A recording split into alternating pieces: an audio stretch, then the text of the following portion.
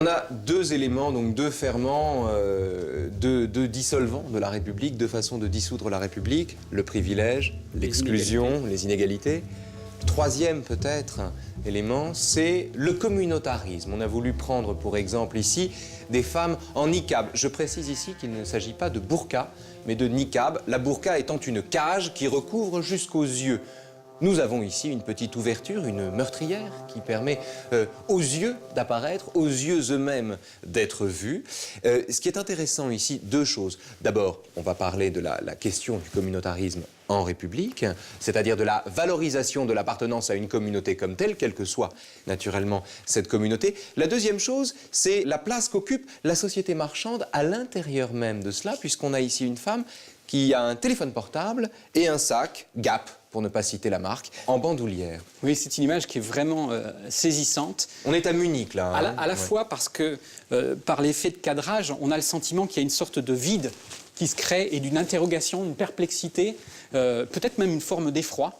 J'ai eu l'occasion de discuter avec beaucoup de gens de ces questions-là et certaines personnes me disaient être en quelque sorte saisies par des formes d'effroi, tout simplement parce que c'est une image qui est particulièrement étrangère à une société qui s'est construite sur l'idéal d'une certaine neutralisation de l'espace public, qui est tellement puissante qu'elle investit même le champ social. Le paradoxe, c'est que la neutralisation de l'espace public dont vous parlez repose sur le fait de montrer son visage, c'est-à-dire d'exhiber en même temps ce qui fait de nous des individus différents. Alors ça se prête à interprétation. C'est-à-dire qu'a priori, on pourrait considérer que dans l'espace public, chacun a le droit de s'habiller, de se mouvoir de la manière qui lui importe et qui lui agrée, dans la mesure où il ne représente pas une menace pour la sécurité ou un danger pour l'ordre public ou quelque chose de cet ordre-là. Mais là, ce qu'on a, c'est donc cette image où on sent tout de suite une très très forte incarnation de l'altérité par rapport à une société comme la nôtre et construite sur des principes républicains où la laïcité joue un rôle essentiel. Et puis, en même temps, on a l'image d'un groupe de personnes qui est parfaitement intégré. Donc c'est une manière d'être à la fois dehors tout en étant dedans, ce qui est d'ailleurs la caractérisation sans doute la plus juste de l'altérité. L'altérité, c'est jamais l'altérité radicale. On la perçoit comme autre, et autre, c'est aussi un statut social. C'est une manière d'être dans la société. Ça, c'est Foucault qui le dit. Oui.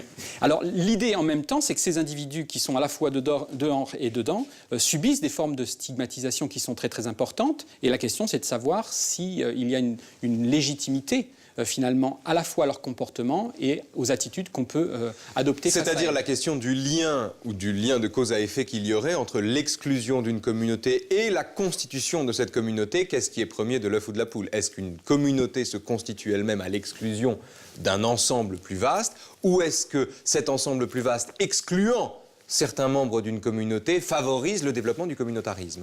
Alors, moi, je poserais le problème un petit peu différemment. C'est que la République s'est construite sur un programme d'universalisation qui est extrêmement ambitieux, extrêmement puissant, qui consiste à dire que précisément être citoyen, ça suppose d'exercer une forme de liberté, une forme d'égalité qui se construit par abstraction des différences. Or là, par rapport à un complexe social, culturel déterminé, là, on a un affichage extrêmement marqué d'une différence à laquelle on peut rattacher des événements, etc.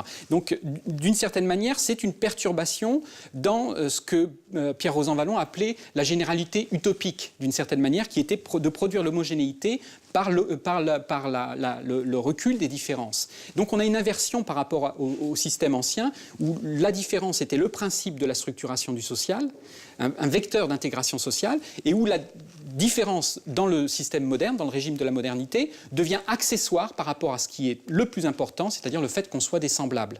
Donc on a une sorte de chassé-croisé, et l'enjeu finalement qui se trouve aujourd'hui formulé, c'est la question de savoir si on peut réinjecter une dose de différence dans la République, pas pour aller contre l'égalité, mais pour aller plus loin dans la réalisation de la liberté. Et là, sur ces questions-là, les avis sont très très partagés. Et en particulier